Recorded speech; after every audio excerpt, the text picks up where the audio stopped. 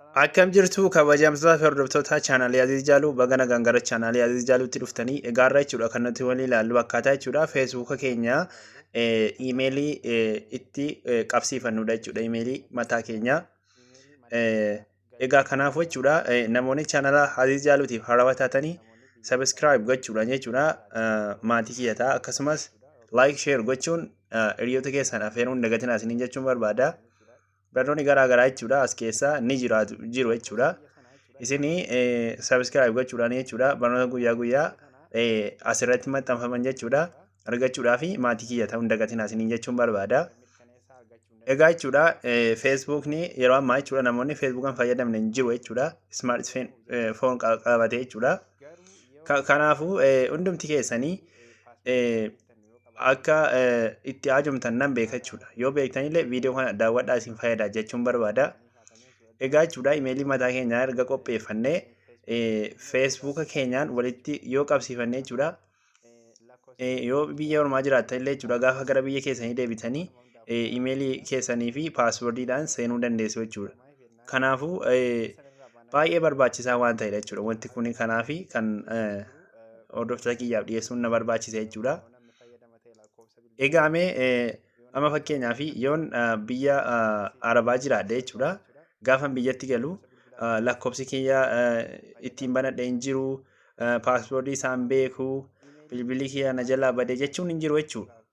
Kana hundumaa hambisuu fi iimeelii keessanii walitti qabsiifattanii ammas iimeelii keessan sana immoo paaswoordii isaa yoo beektanii iimeelii keessan sana yeroo paaswoordii isaa beektan jechuudha. Iimeelii keessan seentanii karuma gabaabaadhaan jechuudha feesbuuka keessanii loogaawut gochuu dandeessu jechuudha. Kuni kanaaf barbaachisa. Mee amma gara barnoota keenyaa deemna. Jalqaba irratti jechuudha gara iimeelii keenyaa seennee iimeelii keenya jechuudha kan qopheeffannee qabnu sana iimeelii feesbuuka biraatiin walitti hidhamee hin jirre jechuudha. Isa sana fudhannee gara feesbuukaa deemna jechuudha. Amma kooppi godheen jechuudha gara feesbuukaa deemna jechuudha.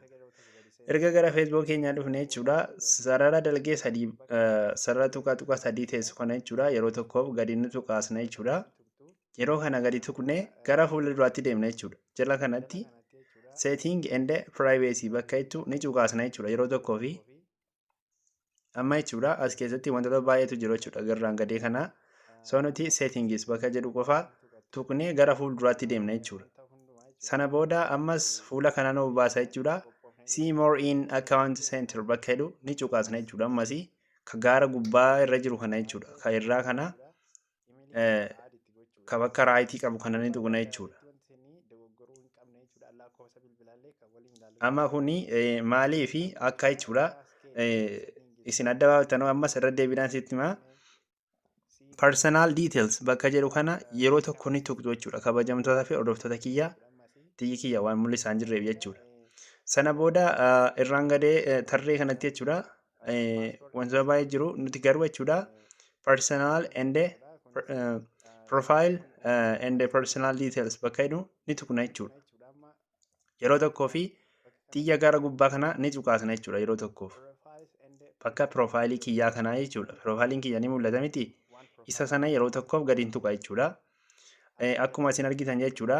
Iimeelii duraanan keessaa qabuu fi akkasumas lakkoofsi bilbilaa duraanan keessaa qabu ni jira.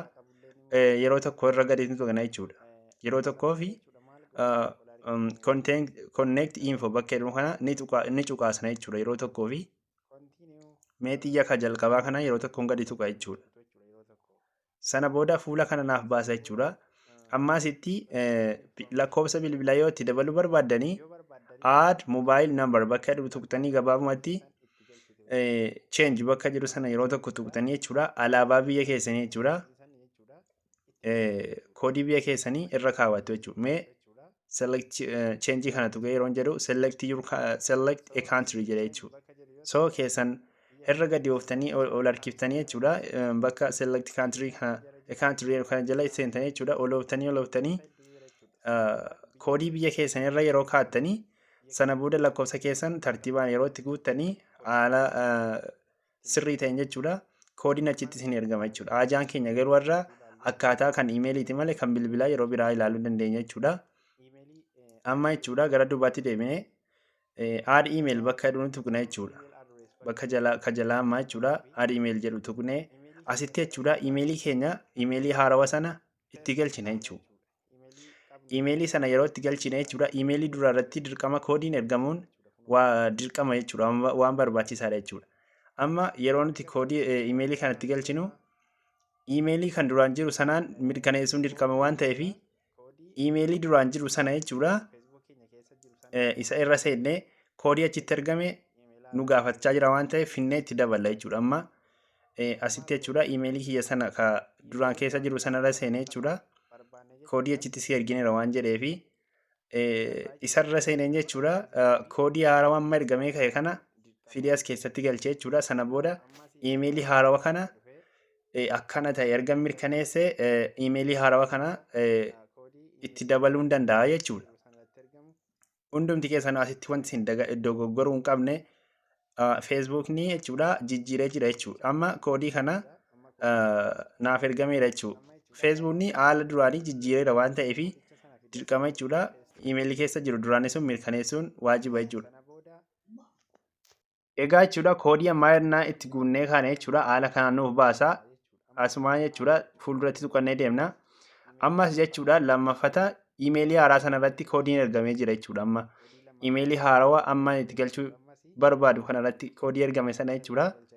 Erga isa duraa mirkaneessee na ta'u ammas koodii lammaffaa immoo itti dabaluudhaaf imeelii kana imeelii haarawaa irratti ergamee jira jechuudha.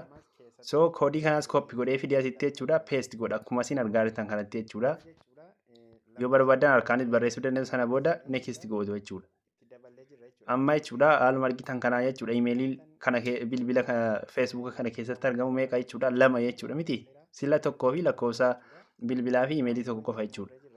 Haala kanaan jechuudha dogoggora tokko malee feesbuuk keessanitti jechuudha imeelii mataa keessanii galchachuu dandeessu jechuudha. Egaa kabajamtootaa fi hordoftoota keenya har'a jechuudha barnoonni nuti ilaalle waa'ee feesbuukaati. Yeroo biraa walitti deebina nagaan tura.